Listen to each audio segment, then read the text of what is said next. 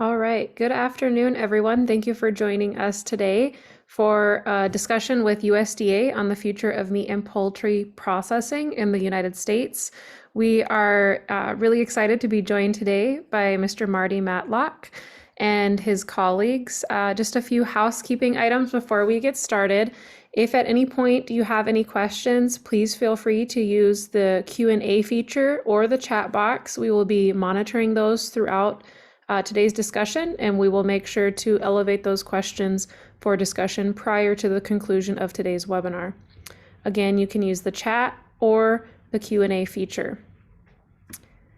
With that, I am going to go ahead and pass it on over to Marty Matlock and allow him to introduce his colleagues from the USDA.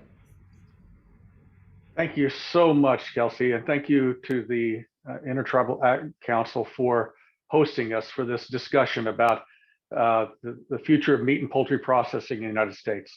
This is an important time, an important opportunity.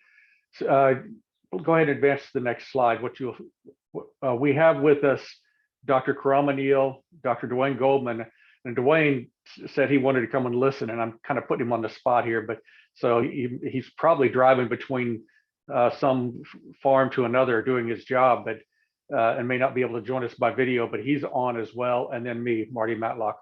Oh, there he is. There's Dr. Goldman. You're sitting in a chair and not in the cab of your pickup for a change. So I'll introduce myself and then I'll pass it on to Dr. Neal and Dr. Goldman. I'm Marty Matlock. I'm Senior Advisor for Food Systems Resiliency with Marketing and Regulatory Programs. Dr. Neal.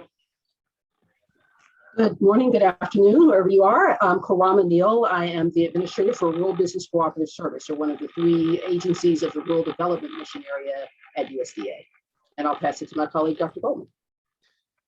Thank you, Dr. Neal. Dwayne Goldman, Senior Advisor for Racial Justice and Equity here at the department, and I'm glad to be listening in, looking to learn a lot.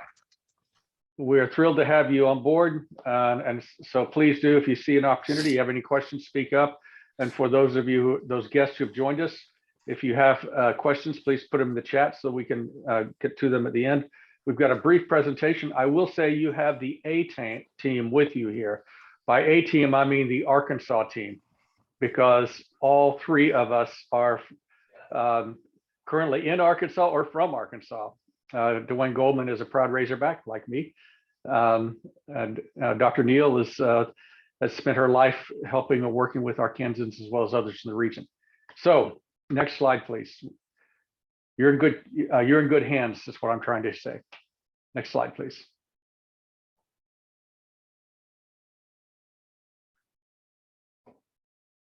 We're having just one second, technical. Okay. You lost the mouse, didn't you? That's usually what happens to me. The mouse fell behind something. Yeah.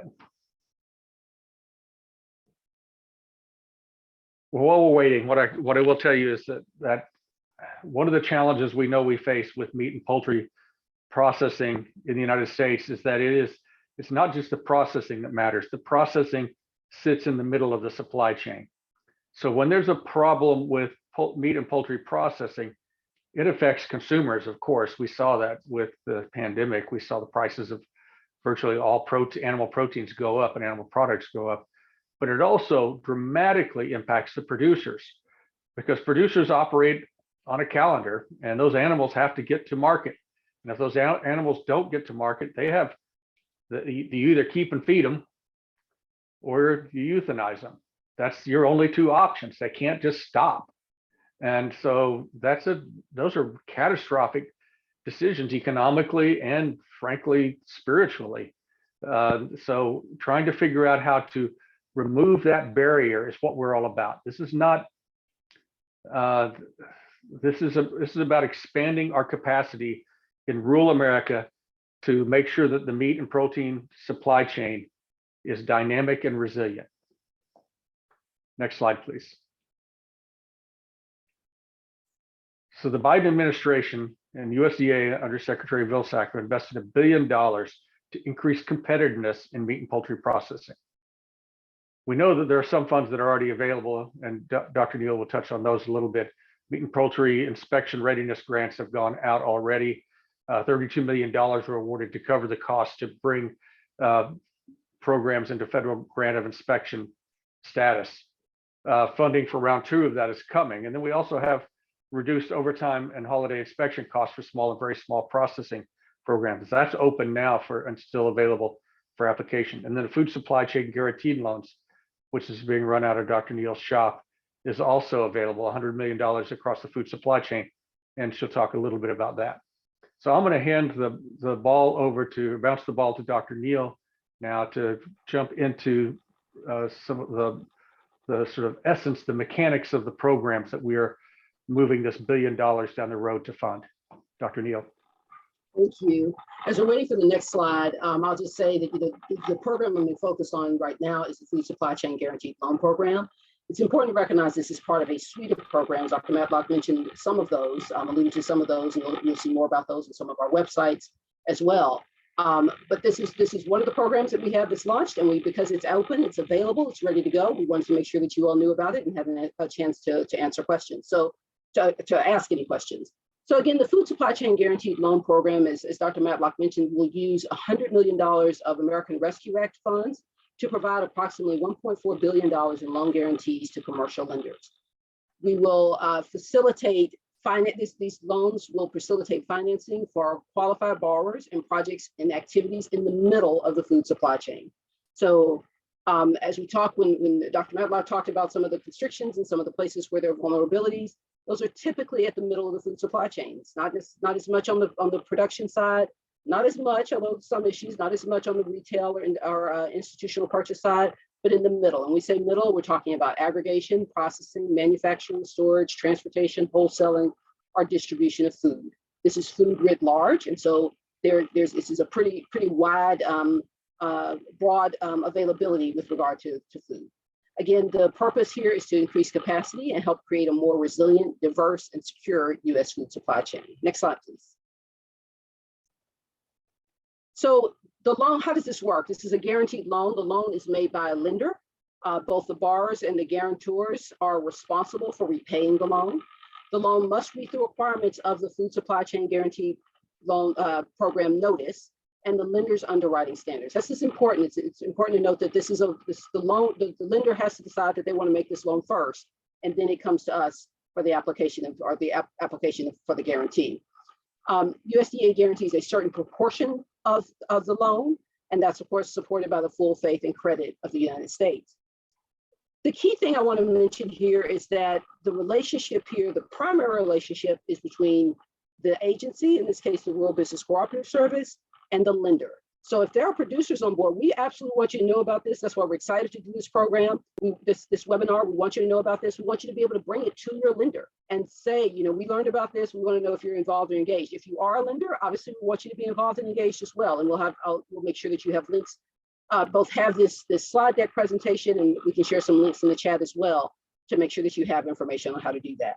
So again, when we say lenders, want to make sure we're clear as well. That's not just banks. That's banks, it's credit unions, it's loan funds, CDFI loan funds.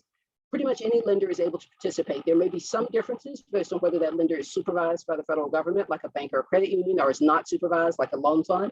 But we certainly welcome all lenders to participate there. So the key message is, if you're a potential borrower, then talk to your lender about this program, share this information so that you can hopefully participate. Next slide, please. So you can see here the notice. This program launched on December 9th of last year. The website is listed there as well. Again, I encourage you to visit it, learn more about the program, and see what kinds of opportunities there might be for you. When you go to this website, you will find there not only just the documents about the program and detailed information about how to engage with it. You'll also see videos, their training sessions, really everything that you need to know if you are a lender to apply to the program. And if you're a borrower, to direct your lender to this website so that they can apply on your behalf. Next slide, please. So a couple of things I want to highlight here when we think about eligible borrowers. We again tried to be very broad here because we recognize that there are a number of different types of entities that might either be involved in the food supply chain or want to become involved in the food supply chain in the middle portion of that. So these can be eligible borrowers, include for-profits, nonprofits, tribes, federal, state tribes that are recognized by federal state on a reservation, other federally recognized tribal groups, public bodies, or even individuals. Again, you can see some of the details here about the types of entities that are eligible to borrow through this. When they're working with food, they do need to be inspected to make sure that they're, it's good, but that would be something that would be standard anyway. And so you'll see here listed that. Again, the key piece here is that we're trying to be very broad in who's allowed to participate. One particular group I would raise up that is eligible is cooperatives. We want to make sure that cooperatives, if they are formed to be engaged in any of this work, they can participate as well. And there are guidelines to how to do that in the notice. Next slide, please. So we've talked about eligible borrowers a bit. Let's talk about eligible uses of the loan funds. Again, we're focused on the middle of the food supply chain. And so you can see some of the listing there. We talked about those before, everything from aggregation to storage to wholesaling and distribution, everything in the middle there. And a variety, again, of potential uses of funds. So it could be purchase and development of land. It could be startup costs, working capital, machinery, equipment, a variety of things, again, looking at increasing capacity. So we want to be able to tie whatever it is you're using those loan proceeds for to actually increasing capacity. That's what the overall goal is. A couple of things, again, I would lift up here is that up to 50% of the loan proceeds can be used to refinance existing debt. So we want to make sure that that's known. We can't go over 50%, but up to 50% can be used for that purpose.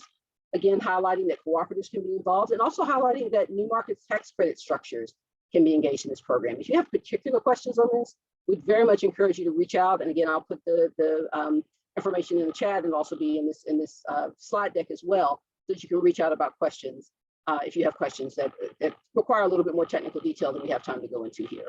Next slide, please. So loan rates, amounts, terms. The maximum loan size in this program is $40 million. There is no minimum. And we're, again, very intentional about that. We recognize that there may be smaller loans that are projects that are interested in this program. We want to welcome those as well. The guarantee, we think, is hopefully pretty attractive. If we can provide, if the borrower is offering a fixed interest rate for the life of the loan at no greater than Wall Street Journal Prime plus 200 basis points, they get a 90% guarantee on this loan.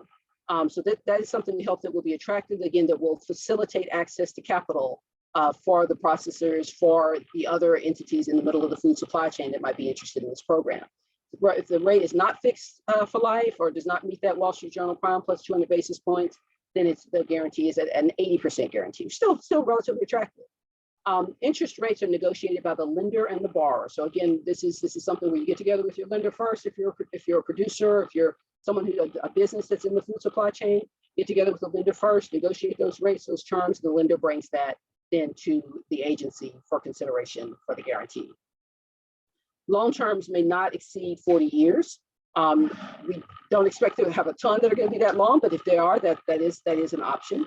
One thing I'll mention too before we go to the next slide is that if you have questions about a particular project that you're interested in or considering whether or not that project might be a fit for this program, we very much encourage you to submit an eligibility determination letter that would allow you to sort of lay out some of the brief details of the project, see if it's a fit, see where you might be able to push or pull in a particular way to make it be a fit before going through the entire application process. And again, I'll put this in the chat, but RD Food Supply Chain Loans at USDA.gov is the email address that goes to. We have one person who fills all those questions or make sure that the answers get distributed and are consistent, and we'll make sure that you get an answer on that. Next slide, please. So again, we have enough funds to fund $1.4 billion in loan guarantees. 19% of these funds are reserved until June 7th of this year for entities that establish and facilitate the slaughter and initial processing of meat and poultry. So this is where this food supply chain guaranteed loan program ties into the larger action plan, the administration's action plan on creating a fairer, more competitive, more resilient meat and poultry supply chain. I should say that, again, while these 19% of funds are reserved until June 7th, that does not mean that meat and poultry processors only have until June 7th. It just means those funds are reserved until June 7th. We welcome meat and poultry processing projects throughout the life of this program until the funds are expended. So I think those are the main. Oh, another thing I wanted to mention here in particular is that this is open to projects regardless of geography. People might look at our name in the Rural Business Cooperative Service. We're part of rural development. We think we only serve rural areas. Most of our programs, that is true. But in this case, it is not. And so these projects in all areas, rural, urban, suburban, wherever, are eligible to participate with no geographic restrictions. Next slide, please.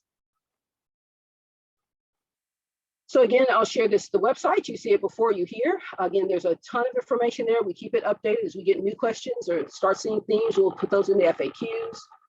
You'll see information there on how to enroll as a lender. If you're a lender or you want your lender to become enrolled in this program, you'll see information there on how to do that. There's a video on that website that talks about how to enroll as a lender if it's a loan fund, like a CDFI loan fund or other type of loan fund. That might be useful as well. And also various events where we've talked about this program. Again, you can see those as well. Many talking about the same things we're talking about here, but if you want a refresher, that would be available as well. Part of what, and if there are lenders on the call or there's others who are in touch with lenders, applying for and getting engaged in the Food Supply Chain Guaranteed Loan Program also makes you eligible for the other guaranteed loan programs at Rural Development. I encourage you to visit rd.usda.gov/1RD guarantee to learn more about our other guaranteed loan programs. The last website here is a critical one. This is usda.gov/meet. This is where all the programs that Dr. Matlock opened with, including the one that I've spent the most time on just now, are listed. And it's important because it includes all of those programs, not just the ones we've talked about, but many others, and gives you an opportunity to sign up for updates. So as we are launching and developing new programs, we're in the midst of that right now. I just came off of another meeting. We were talking about another program we're hoping to launch very, very soon. As these new programs are launched, you can sign up for updates at usda.gov/meet to get additional information so that when that program launches, you're the first one to know about it and you can be ready to use it if it meets your needs. The other thing I would say too is that website is continually updated. So as new information becomes available on different programs, you can see that information there. Of course, you can go find it there. You can also sign up for updates and be updated that way as well. So I encourage you to visit usda.gov/meet. I think the other thing I would say too is it does a nice job of sharing the why. Many of us know the why. That's why you're on this call. You understand the why. This is what Marty talked about. But so I find it at least helpful to see that and wanted to share that is there as well. Next slide, please. I think this is when I turn it over to you, Marty. Thank you, Karama. Go right ahead. Yes, that is. So this is sort of our summary wrap-up slide. We didn't want to come and talk to you the whole time. We wanted to just give you the framework, and then we want to listen to you. So that's our goal. We have a relatively small group relative to a lot of the webinars we do, which is a good thing. It means plenty of time for people to get their questions together, to think about what you want to know and ask us. And I want to make it clear that you're not limited to this. We're the United States Department of Agriculture. We're always accessible and available to answer questions. You can find me at marty.matlock@usda.gov. Send me an email and I'll be happy to help out. Kelsey knows how to get a hold of us as well. And I can tell you what I generally will end up doing is asking Karama what the answer to the question is. So that's the way these programs work. So we've got $1 billion total, 800 million in additional investment that's rolling out the door. When we say soon, I mean that's imminent. Phase 1 gap financing is going to be spring of 2022.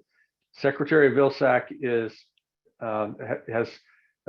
he brought on his team to do this work fast, starting a year ago. And so this is how fast this has moved from concept through implementation. And I'm not a lifer federal employee, so I'm learning a lot in this new gig I'm in as a senior advisor. And what I'm learning is just how hard it is to spend federal dollars. But the value of this for producers is incredible. We haven't spent this much money on meat and poultry processing innovations maybe ever. So this is a once in a lifetime, once in a career opportunity for you to engage and get support from the federal government to achieve our common goals. Gap financing grants are for projects with greatest near-term impact. That doesn't just mean big.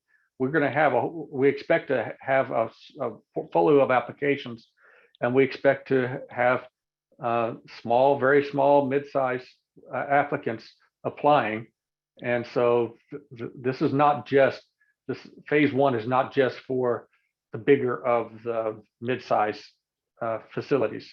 Certainly those are part of the eligible funding portfolio, the larger mid-size, but we're also very interested in the small and very small facilities. Phase two will be additional financing and assistance grants, which will have a much larger reach, because they will engage in processors who haven't really broken ground yet.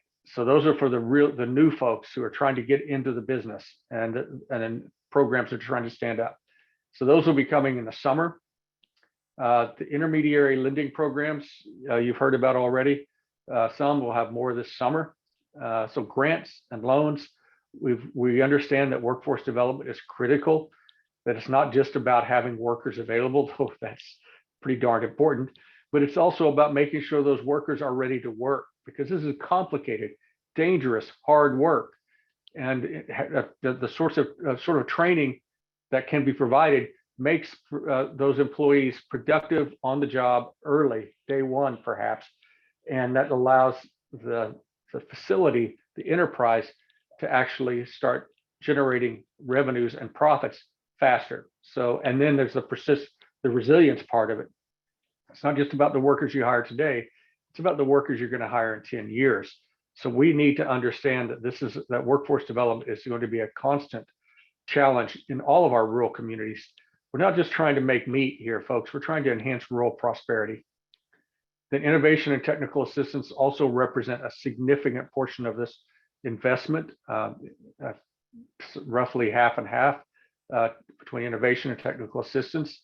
Innovation is research into automation and other technologies that can be utilized. Those are to increase the competitiveness of small facilities and mid-sized facilities. And then technical assistance, we anticipate, will be for everything from how to apply for the program and how to get your financial stack organized, and how to have all the way through to how to find people to help you be HACCP certified. So we understand that technical assistance is broad. It's as broad as the supply chain engagement. So with that, I think we have one more slide, which is just to remind you where to go to find information, usda.gov/meet. And we will be happy to entertain your questions, because that's really why we are here. Thank you all so much. One question that come in is if you could just go ahead and give another rundown on if native CDFIs qualify to be a guaranteed lender through these programs. Absolutely. All lenders. Very intentional. I come from a CDFI background myself, so very much want to be intentional about including native CDFIs, whether they are CDFI loan funds, CDFI banks, CDFI credit unions. Very much welcome all of those lenders to be engaged in these programs. I will say specifically for that question, if these are CDFI loan funds, nonprofit loan funds that are non-depository, we'd encourage you to visit the food supply chain website that I can stick in there again, because on that you will find a link to how non-regulated lenders can participate. There are a couple extra steps that we have to go through for non-regulated lenders because they're not supervised like a banker or credit union is, but it is absolutely feasible. It's absolutely doable. We welcome that engagement and welcome that participation. Doing it through this these food-related programs now, again, opens up for the guarantee programs, opens it up for all of our guarantee programs at Rural Development. So again, very, very much welcome that. That's water, that's larger business and industry, rural business and industry, community facilities, and just a variety of programs, Rural Energy for America program, just a number of things where we have guaranteed loan programs where once you get in, you're in. So we very much welcome that. Thank you so much for that. As a reminder, if there are any additional questions, you can go ahead and utilize either the Q&A feature, or you can drop them directly to us in the chat, and I will make sure to mention them. If you are joining us from Facebook Live, you can comment on the live stream, and we will also pull those questions over into the webinar discussion. I have another question that came in that says, will a mobile processing plant qualify as infrastructure for these particular programs? Yeah, so it's a good question. We again want to be as broad as we can wherever we can. And so with regard, for example, to the food supply chain guaranteed, if it's relating to food and there's increasing capacity, we can think about how that could work. That seems like something that would qualify on the surface. I don't know if the infrastructure piece was intentional there. This is not something that is tied to, for example, the infrastructure bill or that kind of thing. So I don't know that that's really critical, whether it's defined as infrastructure or not. But certainly in the context of the food supply chain guaranteed loan program, in general, that is something that would be eligible. And if there is, as we're developing new programs, as I mentioned, this is one of a suite of programs, many of which have not yet come online. As we're developing new programs, we will keep those kinds of things in mind as well. And so encourage you as those programs are released to look at the details to determine whether there's eligibility there or not. But know that it is something we're absolutely thinking about. Wonderful. Thank you so much for that.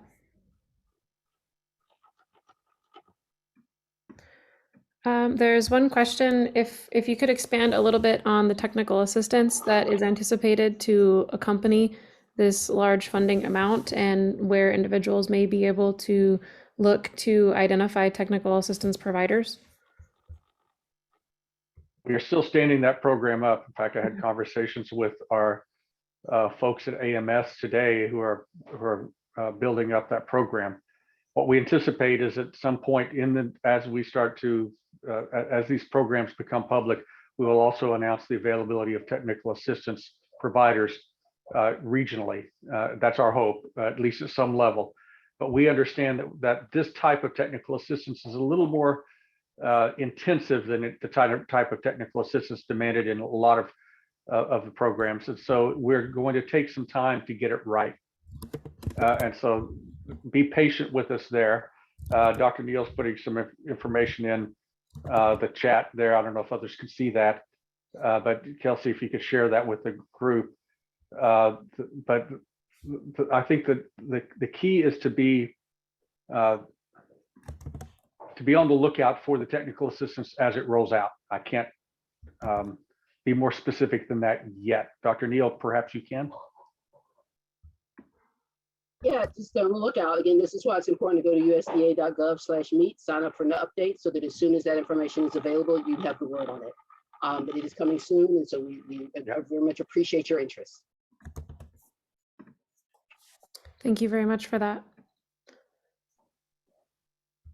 From a tribal leader standpoint, is there any way to be able to communicate if we end up seeing that this program is not actually reaching out there into Indian country the way that we're hoping that it would? Is there maybe a resource hotline or somebody directly that you would recommend we reach out to? Call me, Marty All Matlock, marty.matlock@usda.gov, and we will pay attention instantly. And it's the same way with all of our underserved communities. We recognize that this is one of the big impacts we can have here is to try to bring opportunities to communities that have been left out too many times. So Black producers and processors, Hispanic. So we understand that, and we understand, and so we are attentive to it, and we just need to know how to engage, because it's a big country, and it's a very complex set of, even if you're just working with tribes. Well, there are only over 550 of us. So I'm a member of the Cherokee Nation, those of you who didn't know, and worked with the Cherokee Nation Environmental Program for 16 years. So I can tell you, I understand the complexity of this and the necessity of it. Our tribal communities can be leaders in this space and already are in many regions. So, and we are aware of that across USDA. And so we're trying to amplify those opportunities for investment. If I could add to, absolutely feel free to reach out to Marty Matlock. Feel free also to reach out to the program leads. We want to be very attentive to that as well. As I mentioned, we're developing programs. I actually have a request in now to our Office of Tribal Relations on some language to make sure that it's not unintentionally excluding tribes from competing in a particular program that we're working to stand up right now. We did the same thing with regard to the food supply chain loan. I know my colleagues at the marketing regulatory programs are doing similar kinds of things as they stand up their programs. So we definitely want to hear from you. Marty's a great place. Not to say don't call him, but we want to know too, to make sure that we correct those things, because that is absolutely not the intention. Make your voices heard, and that means speaking to many people.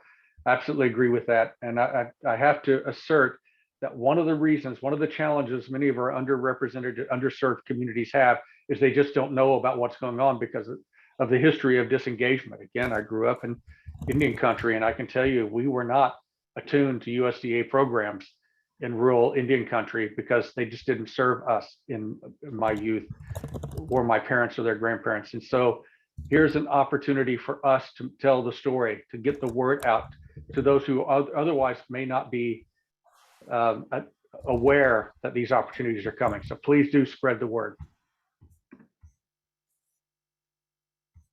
Thank you both so much for that feedback and your receptivity to feedback. We have one question that just came in. Will there be a set aside for Indian country so that our proposals are not marginalized? It might be indirect competition. Will the multi-million dollars be well-financed proposals? So kind of a two-part question there, I think. Yeah, I It's a appreciate good. that. Oh, Yeah. go ahead, Marty. No, it is a darn good question because this is hard to try to make sure we serve the whole spectrum of needs out there. And there's a whole spectrum of needs. Karama spent her career sorting this out. So I'll shut up and listen and learn. I haven't spent quite at USDA, but I will say I've just been here since April. But I will say in that time, and as we stood up these programs, as we're standing up the programs, this is absolutely something we're paying attention to. There are places where we can do that. There are places where it might show up in the context of, say, a priority points, those kinds of things to make programs more competitive, potential applications, I should say, more competitive. So it is something we're paying attention to. As I mentioned, we're in touch with our Office of Tribal Relations and others to get input on these kinds of issues. And where we can, we certainly are doing that. Again, as the programs come out, you'll see additional information that you can refer to there. But you have had a career of helping communities and helping folks and finding people who have needs and solving them. That's what I do my meant. best. Yes. Oh, boy, have you done it too, done it well. So. Thank you for that. I think we will do one last call for any questions from the participants that are joining us for this afternoon's webinar. You can utilize the chat window or the Q&A feature. As I see them come in, I will make sure and raise them to our panelists.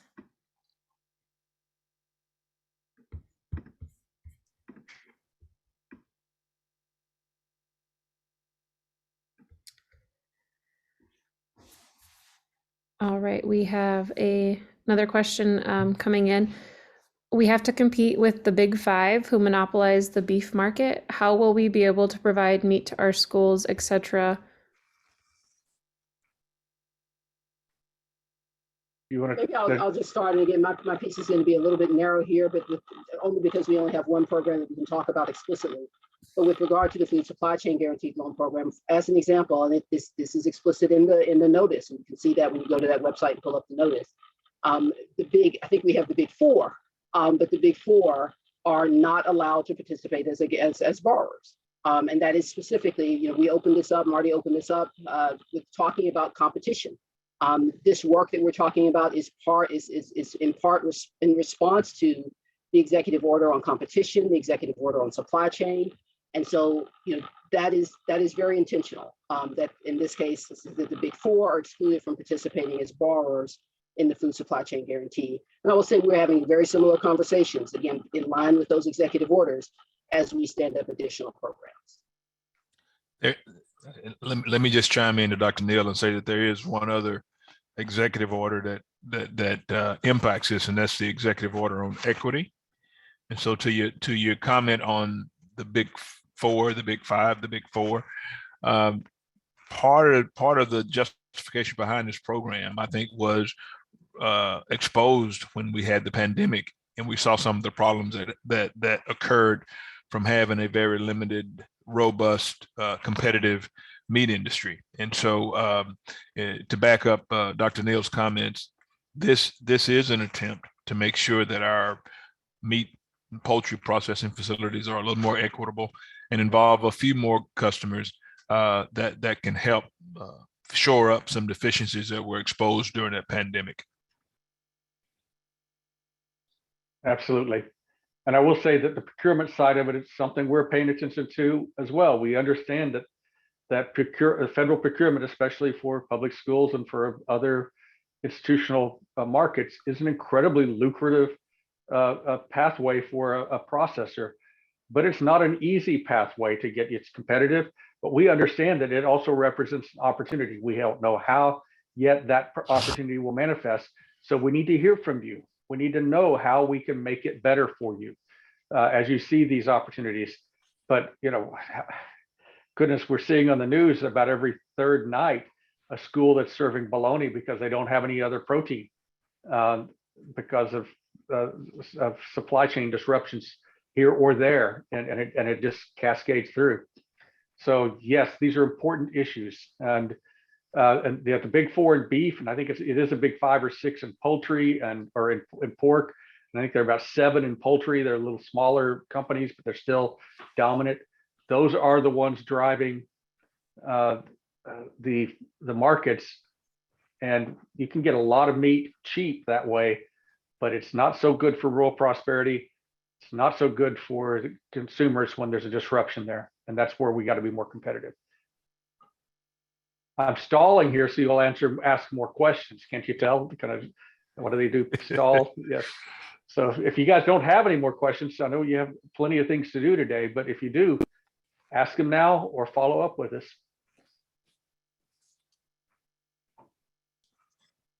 Thank you guys so much for your willingness to take the questions. I am seeing a few comments in the chat where there's expectations to follow up directly with you as well too. So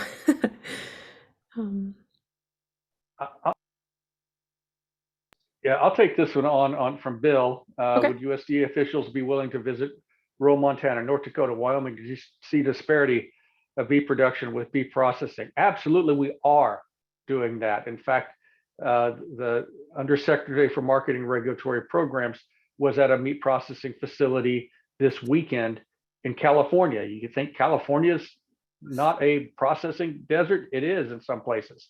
So, I mean, we've worked with folks in south coastal Texas, you know, down in the Kings Ranch country, who are having trouble getting their meat processed. This is like the iconic American ranch land, getting their meat processed, because even if you have to haul it to Amarillo, that's a 6-8 hour truck drive. So it's a big country. This notion that you can have 5 or 6 facilities for beef scattered up in the Intermountain West, and that covers the country, it causes all sorts of dilemmas. And so we understand that's a weakness in the supply chain. And so a chain is only as strong as its weakest link.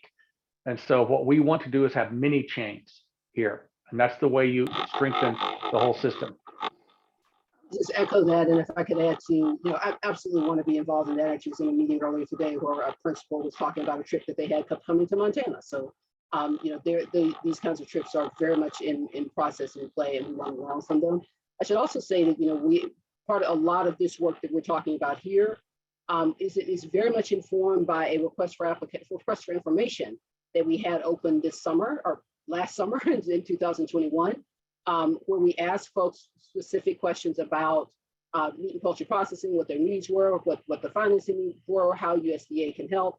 And so the programs that you're seeing us talk about now, the programs that you will see us talk about in the coming months, are very much informed by that. I'm not suggesting that's everything, but I do want to make sure that it's clear that we are taking and very much want to take in input from around the country, as Dr. Matlock said, to inform the development of these programs and ensure they're effective and doing what it is we want them to do. We all want them.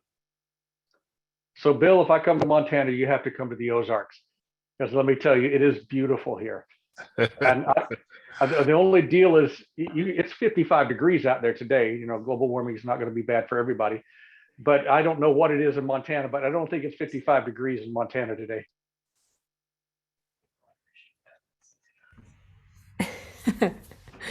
Well, I know it's not quite 55 in South Dakota, so. I'm scared to ask. It has been relatively warm for February, though. I will share that. Yeah, but the storm's coming. Yep, it is. Great. Well, I'm not seeing any more questions rolling in on our end. If there are any additional questions, again, we have shared the contact information for how you can communicate questions with our amazing panelists for today. You can also reach directly out to us here at the Intertribal Agriculture Council, and we're happy to help facilitate that conversation. We'll continue to have our finger on the pulse of how these things start to develop. And I think that especially after a little bit of time to really process the great information that you all shared with us today, it would be tremendous to be able to host you again for some updates down the road if you are open to doing that. Oh, you know we are. You guys are incredible hosts, and we serve a critical community in our country. And so, yes, absolutely. Wonderful. It's so great to hear that. Well, with that, thank you all for joining us and sharing your expertise, and thank you for the work that you do day in and day out to help us address the shortcomings in our food systems. We look forward to working together over the next couple of years to help to bring healthier foods back into our rural communities and beyond. Thank you, everyone, for joining. Thank you all. Thank you all.